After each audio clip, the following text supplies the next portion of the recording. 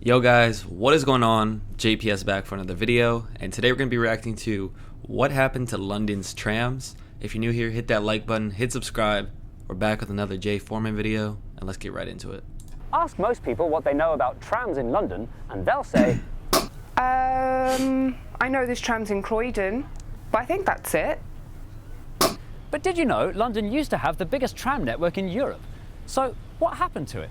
And why is Croydon the only part of London that has trams today? That's commitment. He dressed up in the dress. In oldie-woldy times, when pretty much every mode of transport involved a horse, the best way of getting lots of people to the same place was an omnibus. It was an uncomfortable and bumpy ride. But a clever solution would be brought to London by an eccentric Victorian billionaire from America, whose name was George Francis Train. Ha! Really? Mr. Train's cleverly simple idea was to have omnibuses run on rails running along the street. Mr. Train called them trams. Suddenly, horses could carry much heavier loads and go much faster and smoother without giving everyone an orgasm. This also made them affordable. Fares were set at the reasonable price of half a penny. But other road users hated trains' trams. The rails weren't recessed into the road, they stuck out good and proper, tripping up other vehicles and causing their wheels to break off. But Train continued to build his tramways all over London without ever asking permission first, until he was stopped in his tracks in 1861 when he was arrested for breaking and injuring the Uxbridge Road.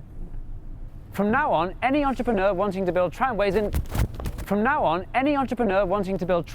London would have to bury their tracks nicely into the road out of harm's way and pay for the maintenance of the entire road surface. This meant they now had to solve a rather sticky problem.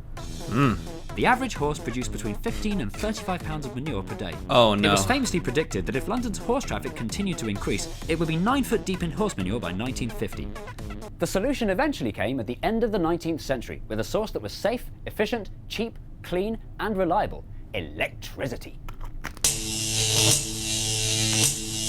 Electricity could be harvested either from cables above the road or a conduit below. Now that horses were no longer required and the trams were totally turd-free, the network was able to grow and grow. The London County Council built new connections linking working-class suburbs with industrial areas to help get people to work, making it the first truly public transport system in London. They spread particularly far in South and East London to areas which, by no coincidence at all, continue to be poorly served by the tube. Everywhere in London was getting electric trams. Well, almost everywhere. Ooh. If you look at this map of the network, you'll see a vast area close to central London where tram tracks fear to tread. These were the posh parts of town: Kensington and Westminster. Well, that's understandable, I suppose. Westminster had historic streets, and those overhead cables were so ugly. That was the reason they weren't wanted here, right? Wrong. Many trams used the conduit system with no visible cables. So if it wasn't cables, why were they so trams-phobic? Trams, for want of a better expression, were for poor people. Local campaigners complained that trams catered for an undesirable class of person and successfully kept the entire central London area unbetrammed. Thank you, sir. Because of this, two vast networks north and south of the river remained unconnected. Not because of the Thames, but because of toffs. And it would stay like this until 1906, when a big and very impressive tram-infrastructure project was built here. Kingsway in Holborn was built by bulldozing straight down the middle of the slums. The Victorians used to do this sort of thing all the time. But Kingsway was special because it came with its very own tram tunnel, something never done in London before, or since. Ooh. This small but truly unique piece of track linking north to south meant that by 1914, London had the biggest tram network in Europe. Yay! But not for long. Aww. After World War I, money was tight, and tram rails were expensive to maintain. So the tram operators began turning to a newer, cheaper piece of technology: the trolleybus. Trolleybuses were like trams, but on pneumatic tyres. They didn't need rails, which meant they were quieter and more flexible. And they could overtake things, like this dig. It was the beginning of the end for the tram, and the middle of the beginning for the trolleybus.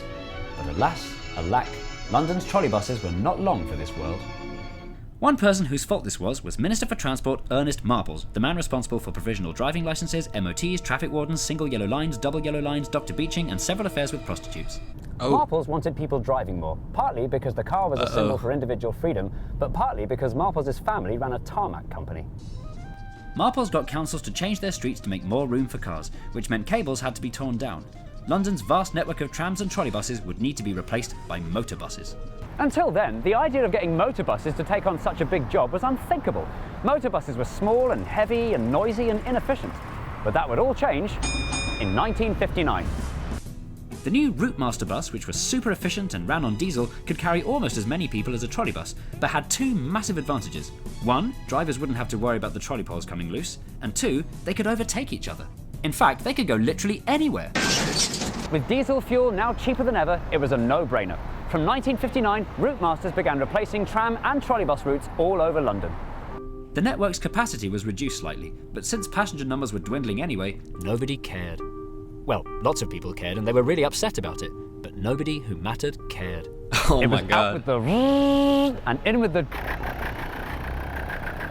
That was accurate. What the heck? So, is there anything left of London's tram and trolleybus network that you can still see today? Well, there are a few surviving tram sheds, some still with tram tracks in. There's a couple of trolley poles still there that are now used as lampposts. ooh. There's a bus route in West London that still uses the number 607, the same as the original trolley. Boring. And this building in Walthamstow has the word tramway on it. So the answer is no, not really. Nothing impressive. With one massive exception. This is what's left of the Kingsway tunnel. You can still see very, very, very clearly where the tram tunnel entrance used to be.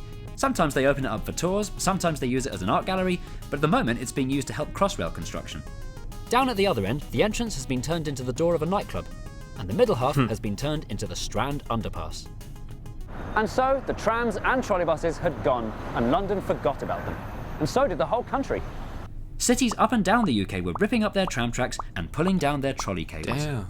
The only place in the country that kept its tram was Blackpool Pleasure Beach. Trams for decades evoked images of nostalgia in the olden days. I used to take the tram for a farthing. Even the word tram was funny. Straight in front of a tram. But then, something changed. Traffic congestion was worsening, demand for public transport was increasing, pollution became a thing, and trams suddenly, all of a sudden, had gradually started to suddenly become appealing again. Croydon in South London, which had a growing town centre and no tube, was the perfect place for a 21st century experiment. For the first time in 48 years, trams were coming back. These trams would be a fair bit different from the 20th century ones. They were single, not double-decker, and they were multiple articulated units, which basically means they're bendy. As well as running on the streets, the new trams would make use of bits of disused or underused railways, combining the on-street convenience of buses with the separateness and speed of trains. The Croydon tram link opened in 2000 was an instant hit, attracting 15 million passengers in its first year, and that number's kept going up ever since. At around the same time, very similar tram schemes opened in Manchester, Nottingham, Sheffield, Birmingham and Edinburgh. And don't get me started on the resurgence of trams in the rest of Europe. So trams are very much back in business for the 21st century. But what about Look at London? him. Are there plans for any more new tram routes in London? The Cross River Tramway, planned to open in 2016, was meant to run from Camden Town to Peckham/Brixton. The route used Kingsway, but bafflingly had no intention. Whoa. I've heard of Peckham before. That's not a good place, is it? I don't think it is. Meant to run It's from Camden dangerous. Town to Peckham/Brixton. The route used Kingsway, but bafflingly had no intention of using the old Kingsway tunnel, instead running on the street above. The scheme had plenty of support, but not enough plenty of money, so it never happened. Then there was the West London tram, planned to run along one of London's busiest bus corridors from Shepherd's Bush to Uxbridge. But two burly men in suits holding a big sign were stood in the way, so this never happened either. To be fair, a road like this isn't suitable for modern trams, and most of London isn't. To dig up a street this narrow to build the tracks would be prohibitively impractical. Some campaigners tried to save the West London tram by suggesting a compromise, where they just put the electricity cables up and make it a West London trolleybus instead. Personally, I think that would have been a brilliant idea. A trolleybus is the best of both worlds. Cheaper and easier to build than a tram, but it still replaces noisy, polluting buses. In fact, come to think of it, why don't we do that everywhere? London's more than 8,000 buses are a huge source of dangerous polluting air that kills 9,500 people per year. TfL have tried to make them greener, but the best they've been able to come up with is a hybrid bus that uses its diesel engine a mere most of the time. The bad news is the technology for a 100% pollution-free bus that doesn't need cables at all is not coming anytime soon. So I say, let's get a groove on and hang those cables back up. A modern trolleybus would only need cables on 2/3 of its route, and those cables wouldn't need to be so spiderwebby anymore. There's no avoiding it. Those overhead wires would still be fugly. But it's not just technology that's moved on, it's our priorities too. And if 21st century Londoners finally get to breathe clean air, then those hideous wires might end up looking quite beautiful. Hey, do you want to hear my new podcast? No. Great! It's called Mates Bants with an 8 and a Z. Fish. All right. Anyways, yeah. So that's what happened to London's trams. I think it's interesting because there's still so many cities around the world that have trams, especially in the United States. You know, I think about San Francisco. That's all I can think about. But I know there's other cities that use the wires. But yeah, that's super interesting. I definitely agree though. Buses, oh my gosh, they use so much fuel, and they emit so many pollutants. But yeah, I don't think that's gonna change anytime soon either. It's just too cost effective, especially when compared to other means of public transportation. But yeah, I don't know. Let me know what you guys think. I doubt any of you actually rode on a tram before. Maybe you did. I don't know. And he mentioned other European countries, so maybe like France uses trams. I don't know. Let me know in the comments. But thanks for watching, and I'll catch you in the next video.